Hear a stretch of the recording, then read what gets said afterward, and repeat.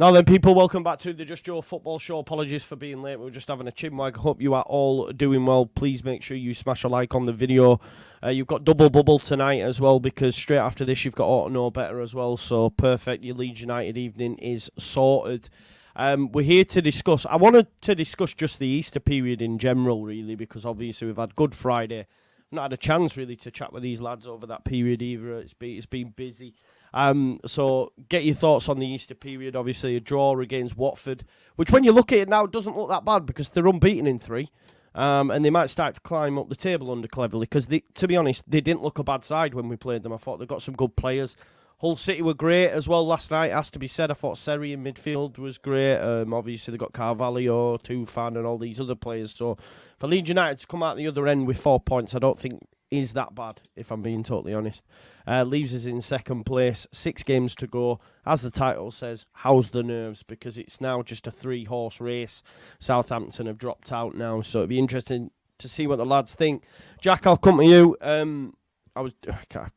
can't ask you about the game and the atmosphere, can I, mate? Unfortunately, but I thought there'd be a few more people in there, to be fair, but there was nobody in Peacock. So the irony is as well, I had to show my ticket to get in. You know, like where they won't let you in unless you've got. Wow. So I had to show him this under 16 ticket, like, and he let. So I'm allowed in the pub with it, but not not the. It was a bit ridiculous. How was the game for you though, bro? Obviously, me and you were chatting about Bamford. We're gonna have to talk about Bamford. I knew Bamford were going to obviously come up. Yeah. First half, it was hard for me to. So I was in a bit of a rage because I couldn't get in. So I was hard. First half, I just sort of let go. I just thought. And then once I'd wound down from it, and I was like, right, I'm not getting in, just embrace it a bit. But yeah, we seemed to start really well. And then when I got into the pub and I've heard everybody seemed to tell me that we started well, and obviously Byram got his goal. And then I started watching it, and then it took a twist, didn't it? I think. Want the best first half in the world, were it? But second half were much better, wasn't it? Few chances created with that Bamford chance, obviously could have finished game off pretty much there and then. That'd have been a massive 2-0's huge, isn't it? In first, what would that be? First 20 minutes or so. Mm. I thought their goal was a decent goal, to be fair. And they weren't really creating, but there was. They didn't look like you were just saying, Joe. You know, they didn't look bad for it, did they? They did look like they were going to create something. And it was quite. I don't know who went on that little jinxy run, but that was a nice run, wasn't it? And good finish from that Carvalho guy. Yeah. They're actually good players. That Tyler Morton from midfield who made that run, he was good. I think he's on loan from Liverpool as well, to be honest. So I think they've got a few. They've got a very good team, all told. And I think they'll be annoyed that they won't get the playoffs, speaking to a mate of mine who's a Hull fan, because they've spent quite a bit of money in January. I think Zarori from Burnley they brought on loan. That Morton, Carvalho, Jadon Philogene, they spent about 2 million on, who, by the way, Byram absolutely locked off, which was great to see, because I thought Byram was phenomenal, especially when you consider he couldn't run after half-time, according to Farker, so it's mad. Luke, obviously you were at the ground, mate. Must have been some atmosphere. Were you in the stand where James's goal went in? Was it pandemonium when that one was in, or are you in the No, I'm the other end. I'm the other end. So, I mean, you talk about the atmosphere. I just want to touch on that, actually, because the atmosphere has taken a bit of a hammering recently in recent games. I know it's completely down to nerves. I was sober last night. I don't go to a lot of football games sober, and you just get a real sort of sense of how the game's going to go, and it reflects on the players. You can see the nerves actually go. You know, it was really, really nervy. We went 1-up, and Bamford missed that chance. I thought, right, we're in for a relatively easy night. You know, I thought if we'd have gone 2-0 up there, it's a completely different game. You know, we'd have sat back a little bit, invited a bit more pressure, and probably done them on the counter again. But no, you know what? Fair play to Hull. They controlled the most probably of the game, in honesty, in terms of possession, but they didn't do a lot with it for me. And it felt to me very much like, do you remember Jaap Stam's Reading when they just had a lot of the ball and didn't do a lot with it? Yeah. Probably not on a similar level, but because they pressed us quite well, did all. But it was nervy. And when we did have some success, that was the only time really when the crowd got going, which was as I said before, reflecting on on the players. I could just tell that we were in for one of them nights where it could have gone either way at some stages last night for me. I've been seeing tweets and information coming out that way. I don't like using XG as you know, and data and things like that. But we had an XG of almost 3, which we hit, and theirs was less than 0.05 or something. Yeah, something bad. Yeah. So 0.5. I think it was about half a goal expected. And I don't like to use that, but when you look at that and then you actually watch the game back, it's hard to actually use that as a barometer for actually a performance in it, because I don't think the game was. We weren't 6 times more likely to score than they were last night. You know what I mean? It was it felt very much balanced and fair play to their side. I don't think they were a bad footballing team. They came to play football. They didn't sit back and yeah, I think for me we got away with one at some stage last night. I think Bamford's miss could have been crucial, but thankfully we got the late penalty, and then obviously Dan James's belter. Yeah, it was. More than 4 points over the 2 games. Where do you stand then on the Bamford chat? Because naturally, obviously, it's even louder now, and you can understand it. Listen, you can understand it because he's Mr. Glaring, and I would argue as well. Yesterday, he didn't perform well in terms of dragging centre backs and that like we normally see. Joe made a good point earlier on, saying like Mateo Joseph came on and just poleaxed Coyle straight away, and he had to go off. Whereas they'd sort of dealt with Bamford for rest of it. And I know they're tired by that point, and you have to take all these factors in. But where are you now, Luke? Are you starting to think, okay, I would understand Joseph starting now, or? No, I'm still very much. I think Bamford is the man to lead the line up until the end of the season, with cameos from Joseph. I think that's the right thing to do, not just by Bamford and the squad, but also by Joseph, because I think he's enjoying that role. I think if we put in the position we're in, all right, I could understand it if there was not a lot to play for this season, if we'd already guaranteed players, if we're in Southampton's position maybe, or mid-table or whatever. But I think the position we're in, it's a weight of expectation, and I think it's probably too much for a young kid. I mean, he might thrive on it, but we're asking a massive question there of him. But there's a chance it could also go the other way, and we lose that impact that we get from him, where he's because you don't get that from Bamford, do you? You don't get a similar impact to what Joseph does off the bench. You know Absolutely not. And we saw that earlier on in the season when he wasn't number wasn't number 1, when Rutter was playing 9 in front of him, and Bamford was an impact, or been asked to make an impact. We weren't seeing absolutely anything. Bamford's game is tiring out defenders, and no matter what you say, he still does pull them around, and he still does put a foot in, and he does tire them out a bit. And it goes back to what we said last week, Joe, on I don't know if it was the final word or the instant reaction, but it's around game state as well. Bamford's pulled those players around for 50, 60, 70 minutes before we're seeing Mateo Joseph. There's some tired legs out there. They were tiring when Joseph came on, and they were tiring when Joseph came on against Watford on Friday as well. So look, I still think Joseph is probably got more. Well, he's certainly got more of a future with us than Paddy Bamford has. But for the right here and right now, I think to consider throwing somebody like that in would be absolute or potential not career suicide, but seasonal suicide. No, so yeah, I'm still very much Bamford in. I still think he offers a lot. Look, he's missing a glaring opportunity, but to start saying Bamford out based on that, I think he's still got 12 in 14 or something stupid. So yeah, no, that's where I stand on it. Yeah, of course. I think the more measured Leeds fan, and I'm not being judgmental of any others now, but the more measured Leeds fan, I think, can maybe take a step back and see that and understand that, whereas a lot just... I mean, as soon as he missed that opportunity, I swear to God, I got about 5 tweets. Oh, Bamford should start today. I'm like, we're in the middle of a fucking game here. Like, why is your straight away the thing to go, I'm going to go give Joe shit now? It's mad. Do you know what I mean?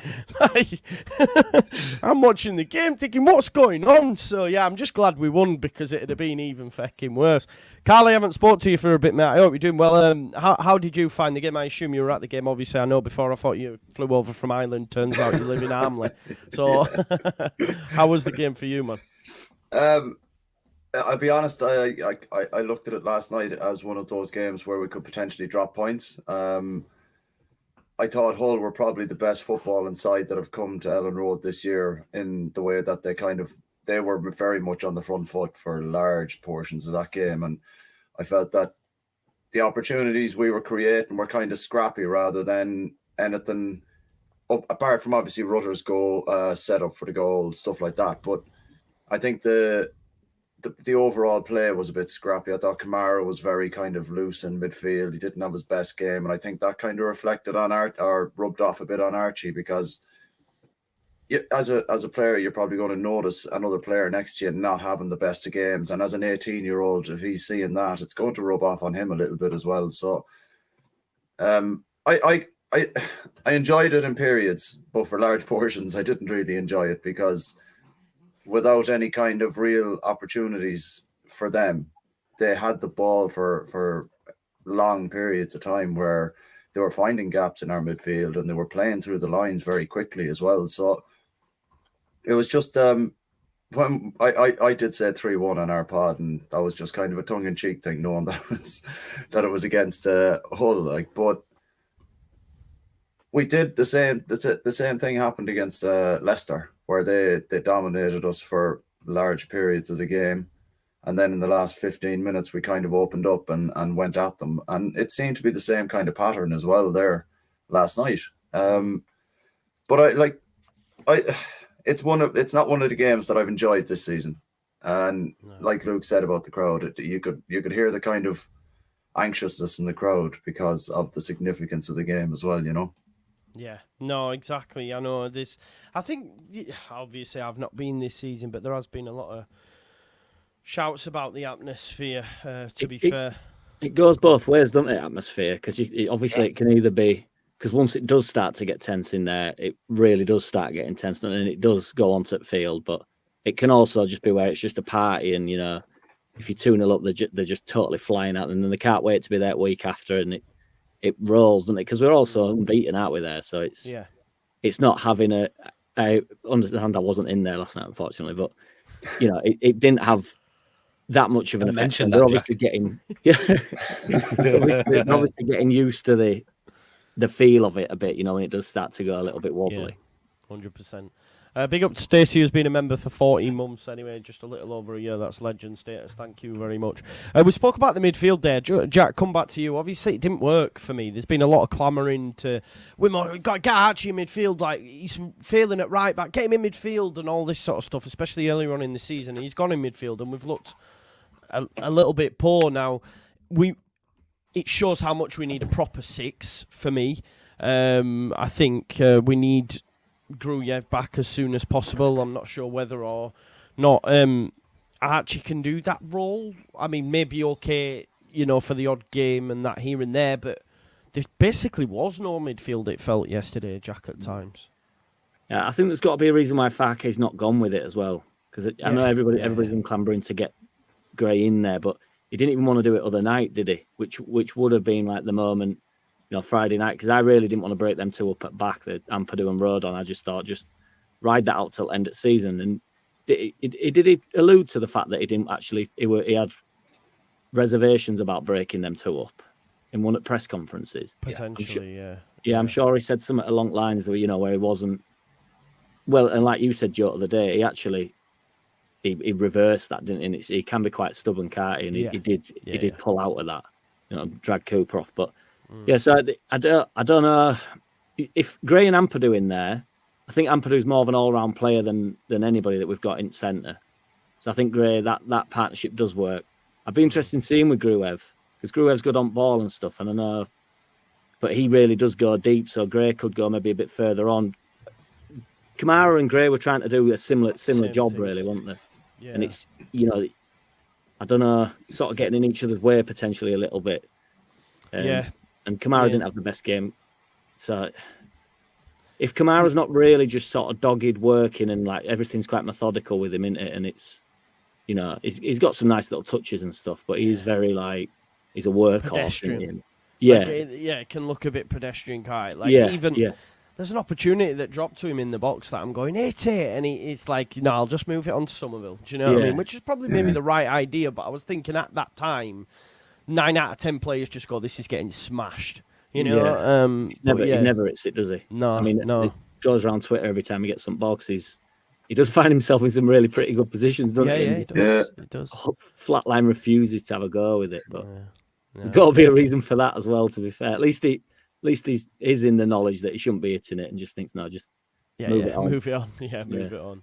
I mean, he can't do worse than Rutter. To be fair, I mean that guy every time he shoots, man, it's strange, isn't it?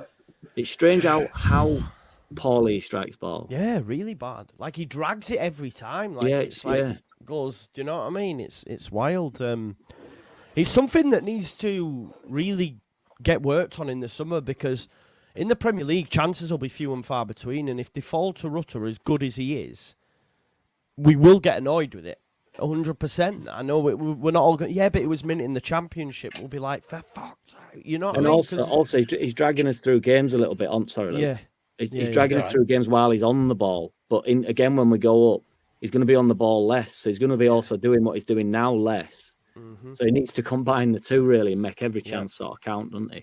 Whether it's creating. I was just going to mention on Rutter for everything he does well offensively and with the ball at feet.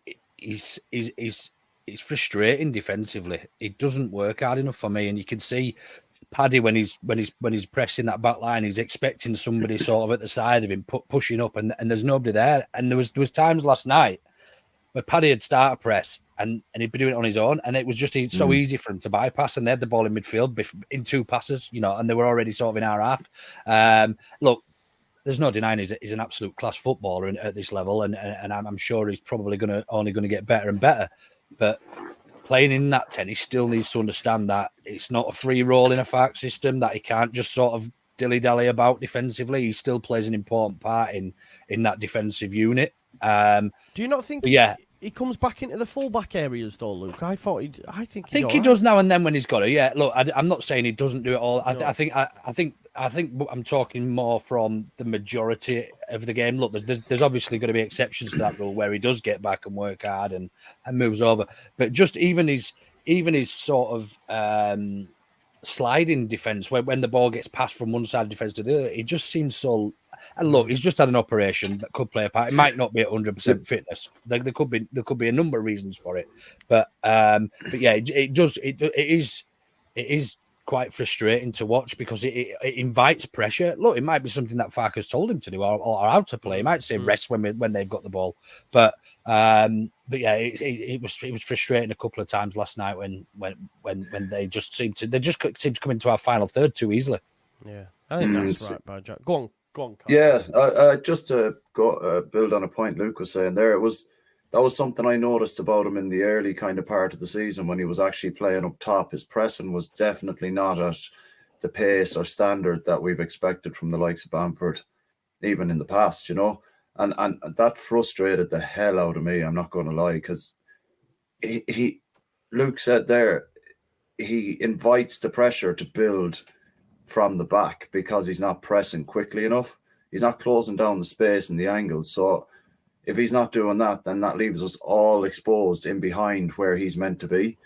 And it gives them a chance to build rather than us being able to press them because he's not doing it from the front. So we're obviously going to sit a little deeper, in my opinion, to counter anything coming in between the lines. But it happened last night. Bamford actually pressed too high and no one followed him, like Luke was saying. And that's where they found their space.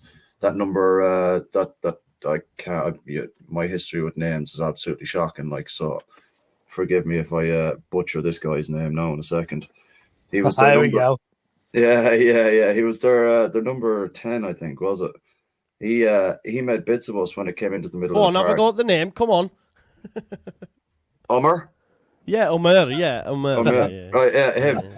Yeah. He was cutting inside quite a bit. Now he did only get 6.2 on FootMob, like, but anytime he got the ball, he was very much into the middle and then try and get it out wide again, you know. So there was clearly a game plan there to exploit that space, and I thought they did it very well, if I'm being honest.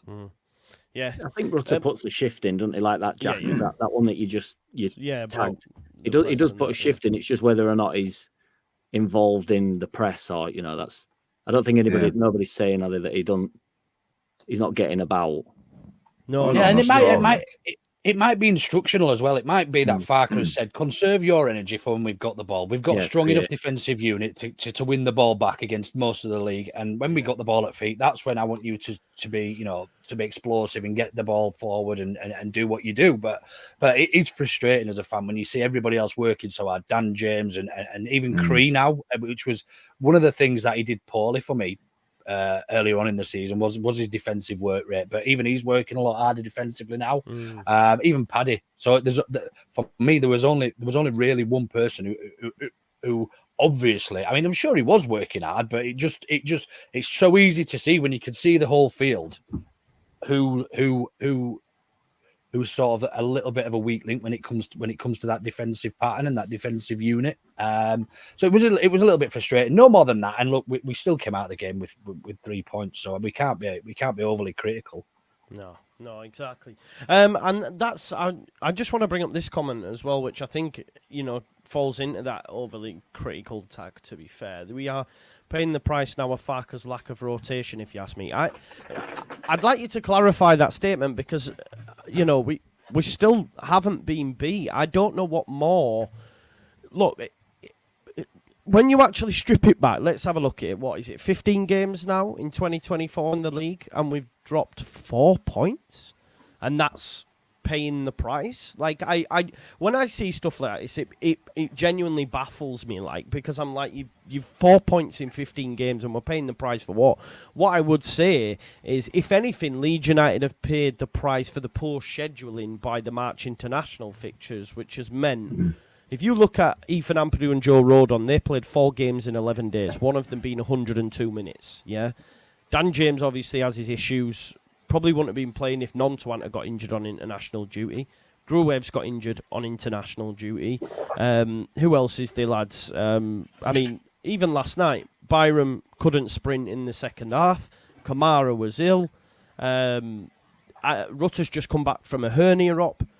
That's nothing to do with rotation. That's just injuries, because who else can he call upon? Would you have preferred him to rotate last night and play Gelhardt and Shackleton from the start and all these other bodies? I think, I think it's more props to the manager and props to the squad that after the international break and everything that's going on, we've got players like Byram that actually want to push through the pain barrier for another 40, 45 minutes when he can't sprint. You know, Kamaru's unwell, and probably his performance showed that, would rather be sat at home with his missus and kids, you know, under a nice warm duvet than being running about at Ellen Road. But he did do that. So I think that's very harsh, lads. I don't know if anyone else wants to wade in and have out to say on that. We're doing well, right? Absolutely. I mean, it's quite the opposite to actually paying the price.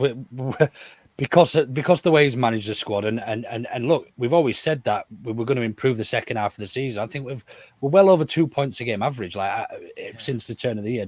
Well, all season, but even higher this part of the season. So yeah, I think to suggest that it's, I don't know.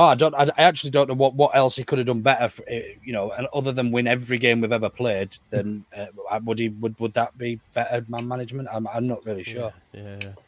Do you know what as well, Jack? I come to you, mate. Farker told us in about game week 10 to look at the table at game week 40. It's now game week 40, and we're second in the league, bro. So the man knows knows his eggs, doesn't he? Yeah, definitely, yeah. And with the rotation thing, he's also, you can't build this level of consistency unless you've got, you know, like for like footballers, which we don't have, do it. Even when people are alluding to Joseph and stuff, people are really excited about Joseph. But like, I agree with Luke what he said. I don't want to rotate Bamford, and I don't see the need at the moment that we'll just keep. I didn't want to rotate the back two. I don't want to rotate the side. When we get that side out, the starting 11 that we've had, there's no team. I couldn't be more confident watching a Farkey masterclass. Do you know what I mean? Especially in that, when we went through that patch where games were like boring and we were just amazingly good, like just totally dominating the games. He's proved that we don't have to do that. This side are like resilient, and you know, there's some into hanging, not necessarily hanging in last night, but like that's because they all know the roles, don't they? They all know who's where, what's demanded of them. That's you can't get that way if it had brought Shackleton in last night and it had gone wrong. That I think that's just, you know, he's asking for it there, you know. 100%. And it shows as well, Jack, how much it depends on Shackleton. The fact that even when Byram couldn't run, he still waited to the 90th minute to bring Shackleton on. And I don't... But that shows you that he doesn't really trust Shackleton to play 45 minutes in such a big game. Yeah. It's a huge... Every game's huge now, isn't it? Yeah. And ultimately, if they are picking up niggles, like you're saying, if they're willing to play through them, they're not... It's not unusual for winning sides, like, you know, top at league sides in Premier League. They'll all have... You know, like boxers doing a full camp. They do 12 weeks, don't they? They don't go in 100% to every fight. It's just not it's not realistic, is it? They're all going to be... We're getting towards the business end of season. He's definitely not going to... If he doesn't have to rotate, he's just not going to. And like he said in his interview after, like, Byram at 80% is better than a Shackleton that hasn't played in however long, who's been coming back from all sorts of different things, you know. So Byram at 80%. You know, when you're on Champ Manager... and you're just looking at who you need to like drag off if you're on 49% or whatever, and you don't want to take any of them off. It's a similar thing. It's like, well, I'll start him at 80% because everybody else has practically been rendered dead, or, you know, it's like, it is what it is. You're not going to have them all at 100%, like, and we're winning, which you just cannot. There's no better, what would be the word, like, you know, no better remedy for a criticism than, you know, relentlessly winning games. Yeah. And again, if that's the blip, if Friday night's the blip where it's a draw and then we go unbeaten to end of season, we're going up if we go unbeaten. 100%. I do think there's probably going to be a loss somewhere because I just don't think this can. You know, I think we're all going to lose. Sorry, Jack. Where do you think that might happen? Because I don't see, like, if we keep with Rodon and Ampadu, I see the last 13 games before the international break being the same for the last 6 now for me. I couldn't point at one to you, but I just does Coventry not worry you at the weekend, like? Or... Yeah, well, that's a hard game, isn't it? But I don't necessarily think it being a hard game. That's what I mean. I just think I say this on pretty much every time I come on, Joe, but it's 0-0 60 minutes in, and you just think, oh, this is the one. You know, this is the one where it's like the team are really digging in. They may be fighting for some, pushing for playoffs, or they're hanging in to, you know, into league, or they just want to beat us. They just want to stop us winning the league. You know, so I just think we'll all lose a game. I just don't. I just think there's going to be a slip. I can't help it. I think we'll all lose that. I don't think it would particularly matter because I think there's going to be. Just to swing it to you, Carl. It's. Every game's must win. I did a pre-record earlier with Locks, the Leicester fan that's coming out tomorrow, but their next 3, right, are Birmingham, Millwall and Plymouth. Mm-hmm. Now, for me, that's 9 points for Leicester. I know they've hit a bit of a run. They've beaten by Bristol City, but they comfortably beat Norwich yesterday. And then, come on, Birmingham, Millwall, Plymouth. That's 9 points. We would expect 9 points. So it's like, oh, shit, like... There's 6 games left. Like we literally have to win every game, Carl, now, and just hope that the rest drop. I'm hoping Ipswich might drop against Norwich on Saturday because they don't win. But it's that time of the season where it's like, oh my God, you can't miss a beat, man. Yeah, I get what you're saying, and like we have 6 games left, but Leicester still have to play Southampton as well. They do. Yeah. And the way I look at that one is, I think Southampton. This is just my opinion now. You can tell me if I'm wrong, but I think they're out of the automatic promotion race now. 100%, I don't think they're going to kick on from that defeat the last day. And I think we'll drop. I think we'll get a draw away to Coventry on Saturday, and I think that's the only points that we're going to drop. That's just my personal opinion. I think they're the only points we'll drop between now and the end.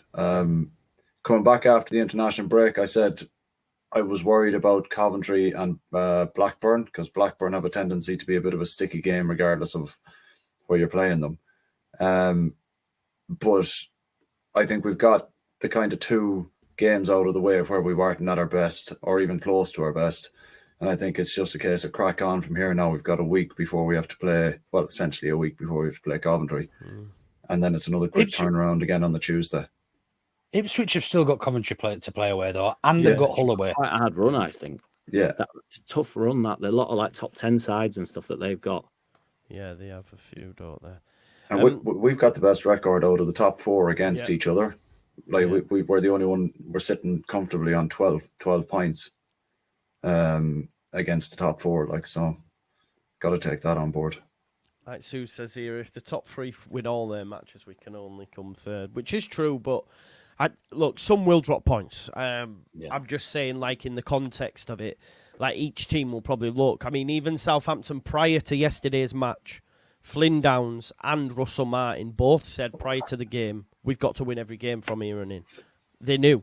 They said we have to win every game, and they lost. You know, Southampton got 1 point over Easter, which that puts them out of it now, especially when they've got a couple of games in hand as well. So, our lads will know the same. Ipswich the same. Every point you drop now, it feels like the Premier League. You know, when you've got City and Liverpool and Arsenal now, it's almost like a carbon copy. The mad thing is, you could end up with all 3 teams over 100 points, and one of us won't get up automatic, which is insane.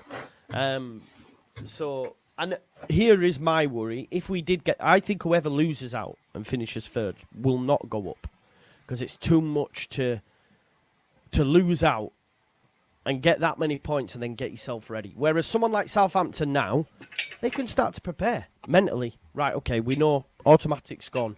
Let's just keep chalking them off, get ourselves in good form, and then we go for it. Whereas ours, just on that pressure. Go on, mate.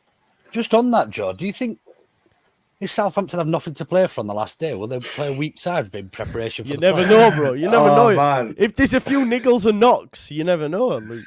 You never know, do you? It took the thought right out of my head there, so that as you were saying that, I was like, will they do that? Because I would as a manager. I certainly would. Yeah. I wouldn't be risking anybody if there was, if you were guaranteed playoffs, there's nothing else to play for. Is you it like a guaranteed week fourth. after as well? A week after the season finishes? 2 weeks. 2 weeks. Yeah. Maybe It's not a so. long Then. time, yeah. 2 weeks is a long time, innit, really? Yeah, but at the same time, you never Plus, know. it's Russell Martin and he fucking hates Daniel Farker and they'll want to get one over Leeds, so I can't see it, man. I cannot see it. It'd be nice, though, wouldn't it? Yeah, it would be. Lovely. It would be. It definitely would be. But yeah, it's going to be mad, man. How, Jack? Where do you? Because I can't lie to you, mate. I what's the word I'm looking for? I've started to wobble a little bit. Wavered. Yeah, wavered. That's the word I'm looking for. Because just Ipswich knocked the stuffing out of me yesterday again. I was like, oh my God. And then I look at it and think, shit, yeah, it literally is. You've got to win every one.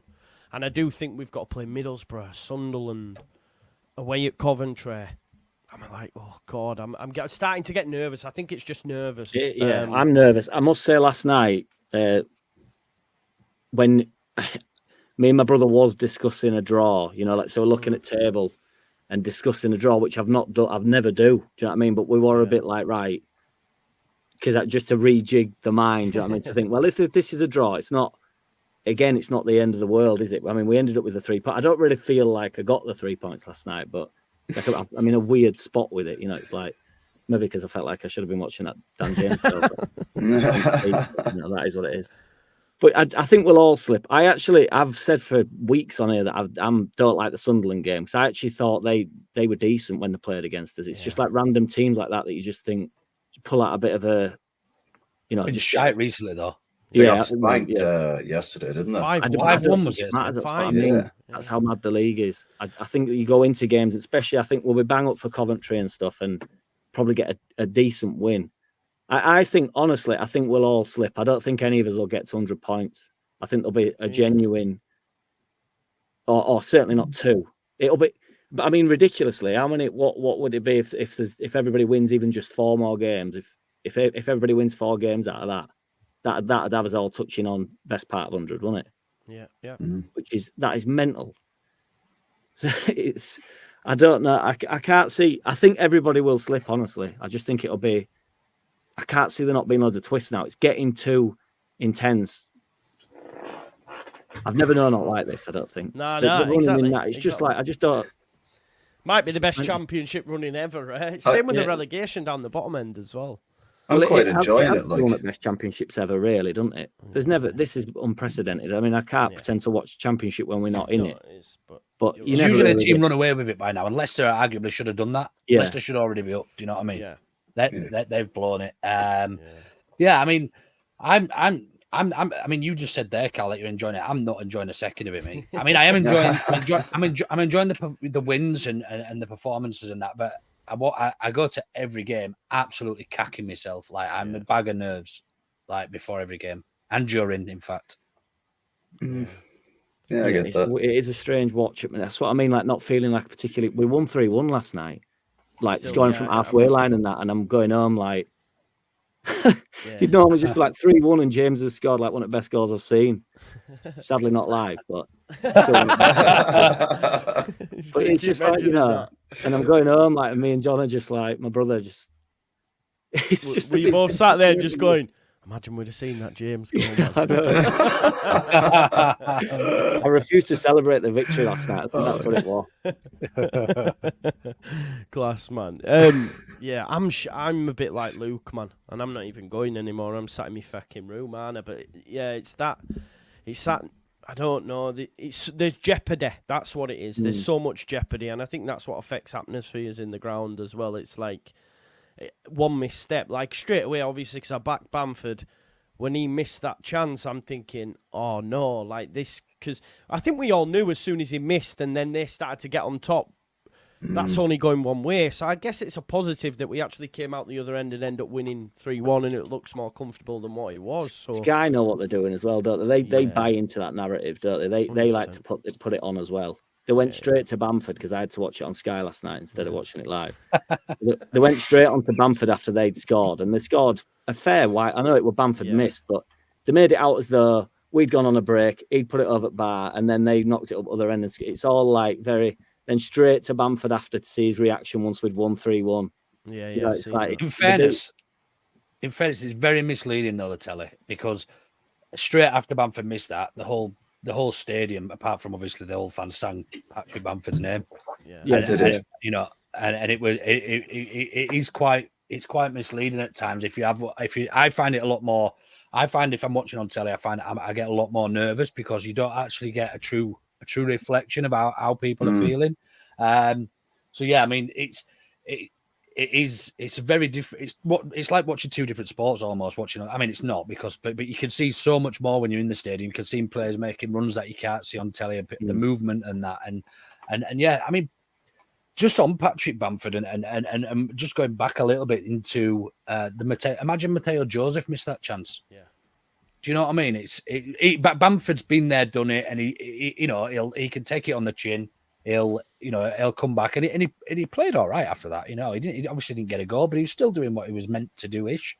I thought it was a poor performance because Joseph, it was nowhere near as bad, but he missed from 5 yards out, didn't he? Post, and nobody's mentioned that on Twitter. He had to have, and now I sound like I'm not liking Joseph. I really like Joseph. He had to have two chomps at it for that for goal. I can't remember. Watford. Yeah. He had to have 2 bites at that, which I'm not. Again, he could have had 16 bites, and I'd have never mentioned it. But it's not like he's the most clinical striker that we've ever seen either. So, because if he was just going to start banging him in relentlessly, he'd be up top, wouldn't he? Well, he's riding the crest of a wave at the moment, Joseph. He scored for his country. Yeah. He scored a couple for us. He's starting to get more minutes now under his belt. It's like keeping a horse back, isn't it? I think that's a good position for him to be in. It's like he's just desperately like, get me on. I can affect the game.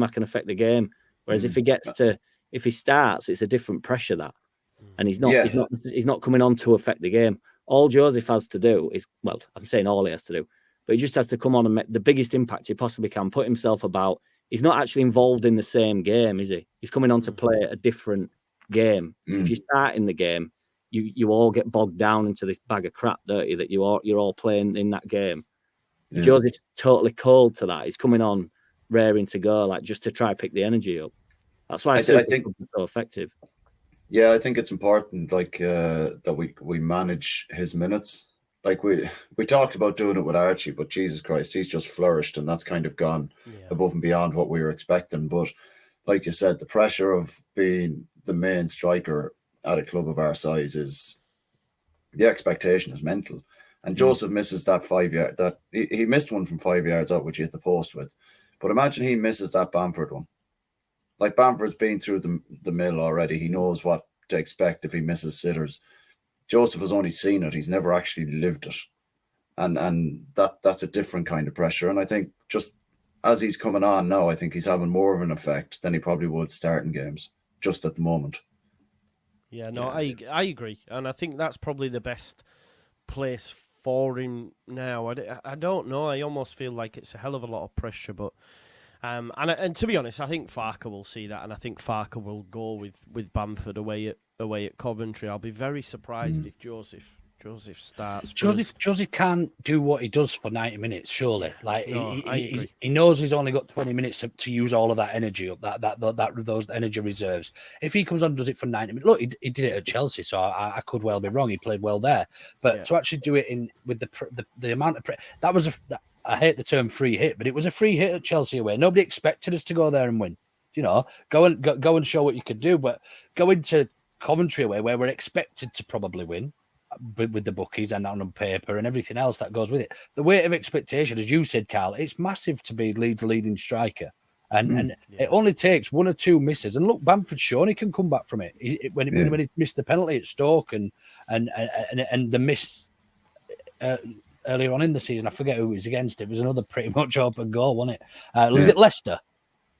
Oh, no, that was in the Premier League, wasn't it, last year? It was Premier League, though. Yeah.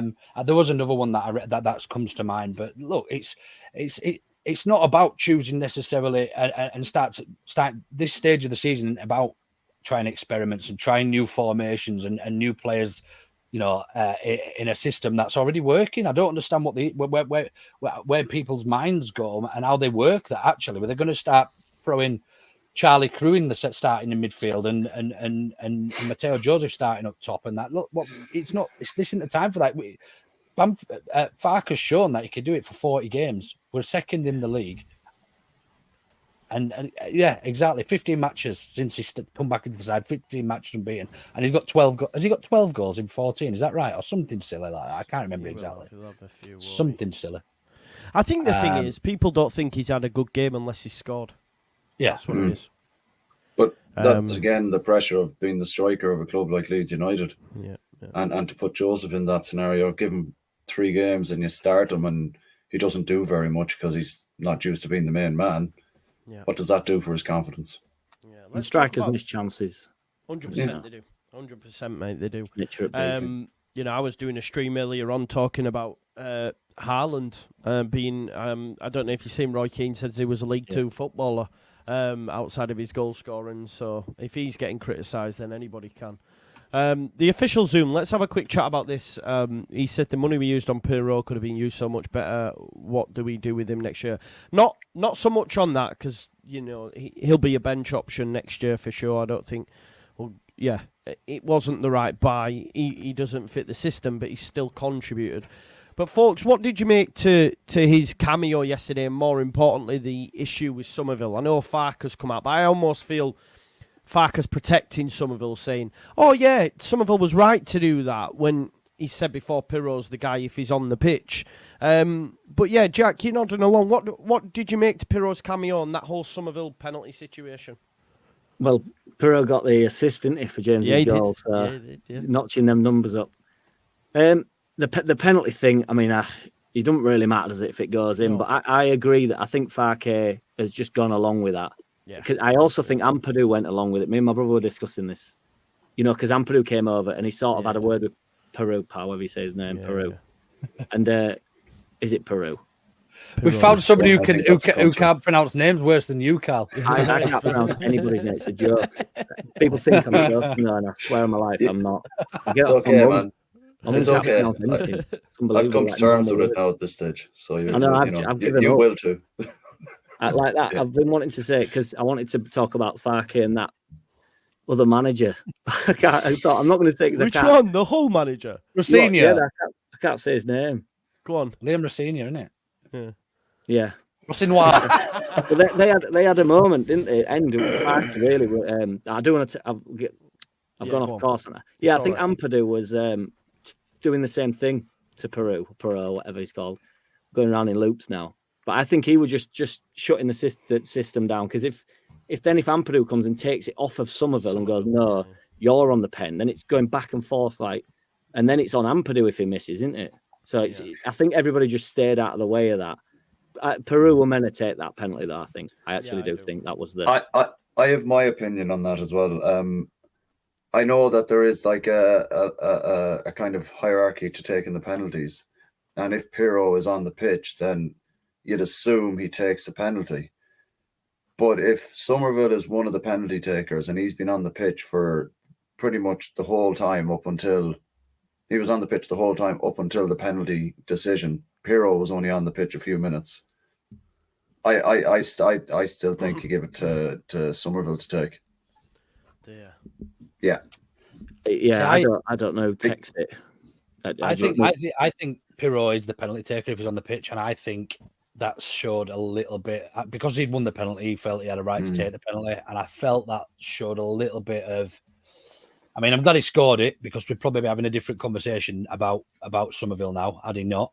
I thought it was a little bit selfish. I didn't like it. I think you're right. I think Farkas said, "Look, that's how it is. He was right to do it," sort of thing, rather than say because if he comes out and says no, it's completely wrong. Of course, what sort of message is that sending? But I did. I mean, it didn't feel very much side before self, did it? I mean, he scored it and he won the penalty, so obviously it was a little bit side before self. But to actually come in there and Pirro's face didn't look like he knew. No, he wasn't happy with it. He was almost pointing to the bench at one point as if to say, but Farkas said. You know what I mean? But I'm glad he went over and celebrated and it was over and done with then. It seems like it's done with now. Do you know what I mean? Some of those celebrations seemed to suggest it were about him a bit, though, didn't it, to be fair? Yeah. Of course, he took his top off and went, this is me. Pointing at him. Joseph's done that as well. Yeah, no, you need that, bro. I'm not having a go at some of them. Oh, no, I'm not saying that, but 100%. I think, JT made the point yesterday. Remember when we were all talking about ego and all that? JT brought that back up and he made a good point. It's like sometimes footballers are that guy and he showed us he was that guy. If it happens again, I'll go, yeah, fair enough. But if he'd have missed, he'd have been enemy number one, you know what I mean? And that's where it's like, just don't even do that. Because then it's all like, oh, well, what if he'd have just let Pirro take it? Just like when Bamford missed, right? And Somerville tried to get it off Bamford that time. We were all like, he should have just passed it. And then it just creates stuff that doesn't need to happen. But, yeah. Did you want to say something on Racine, Jack? It was just Farkas he's normally quite short and sweet with them, isn't he? But he seemed to have like quite a long. Yeah. He held him for quite a while, and they seemed to be having a bit of and I nearly caught it on highlights. You can sort of hear him saying something. I think he's been quite nice towards him because they did come and play, didn't they? Good game really. So I think it was just probably quite complimentary of him, really. Yeah, and I think Racine was quite complimentary about us as well. Because then Somerville he gives Somerville a big hug and stuff, which I know. I don't know why I'm discussing their manager, but I quite liked it. He was the brains behind the Rooney success at Derby, though. He was a coach at Derby, and Rooney got all the plaudits, and then he went and did shit, and Racinia's gone Hull and took them up the table. So I think he's a good coach, to be fair, and with better players, he'll probably do better. Go on, Carl, sorry. Wasn't he involved in the England under-21s for quite a while as well, though? So from what I can remember, he was involved in the England under-21s, perhaps. Yeah, no, fair. But I like him, man. He's got a good style of play. He's a fairly respectful manager. So he seems like a half decent guy. Like to say he hung around at Rooney for almost a year. Like, yeah, true. I did have another super chat in. Luke, what are your thoughts on this? Because naturally, it sort of pisses me off, and I don't want to upset people in the chat here, but as soon as it gets to half time, if we're drawing, everyone just goes, "You better make subs!" straight away, and it's like, just cool it. And it just follows on to this point. Like, Joe, what do you make of Farkas in-game management? Luke, I'll throw that over to you. Look, he's making subs at the right time for me, because every time he does, they fucking impact the game. Yeah, I can't disagree with that, Joe. I think.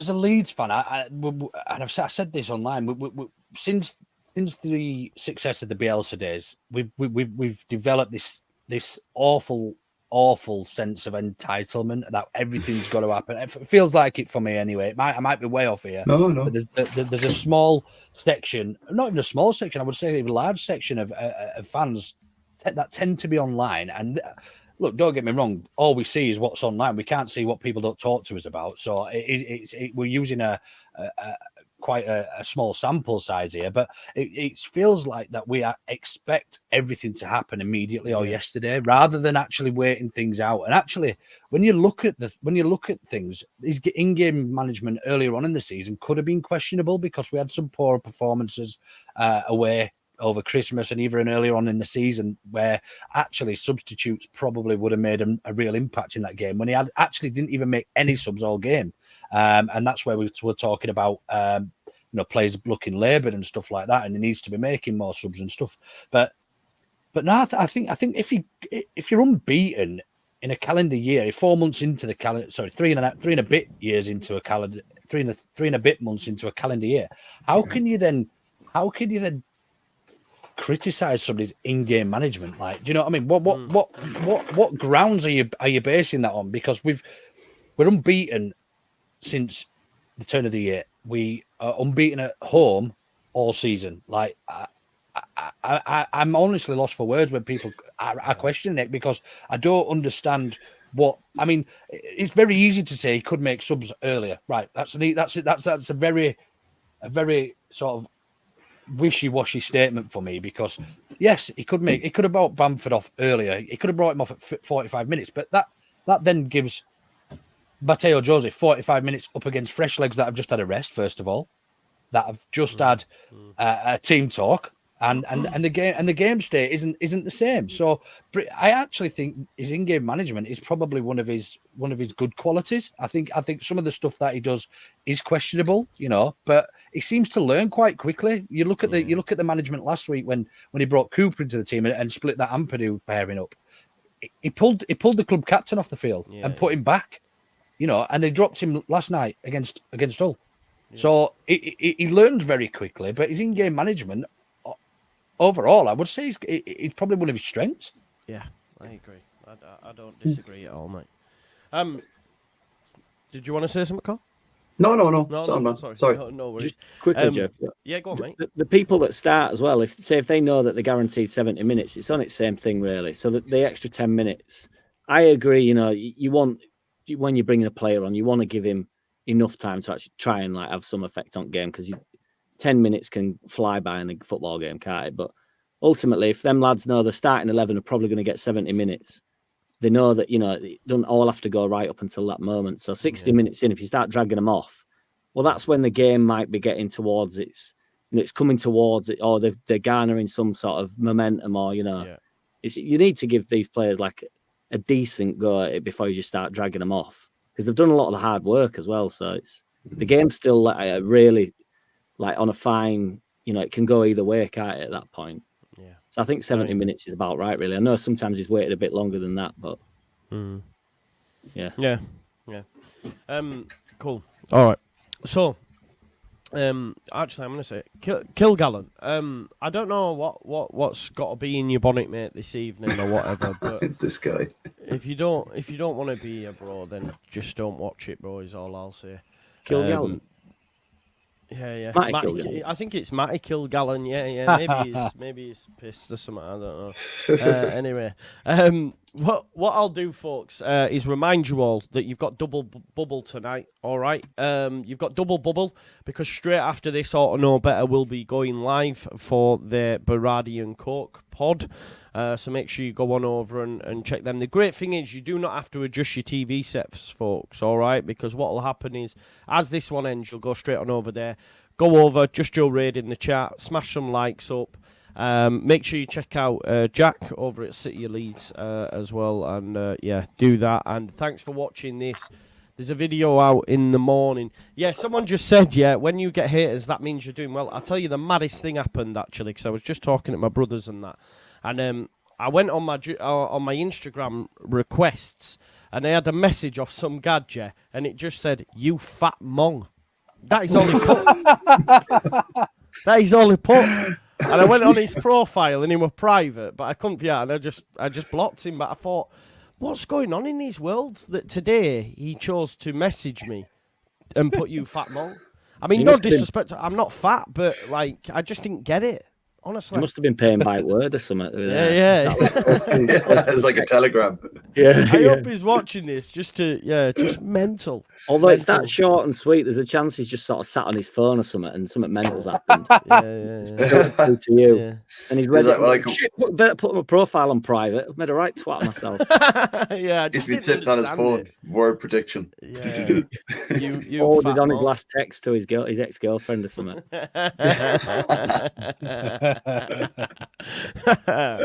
Right, okay. Anyway, smash a like on this video, subscribe to the channel, get your comments in, hit the notification bell. Make sure you check out these lads, and don't forget that you'll get straight on over to Auto Know Better, and we'll see you in a bit, folks. Bye bye now. Thanks for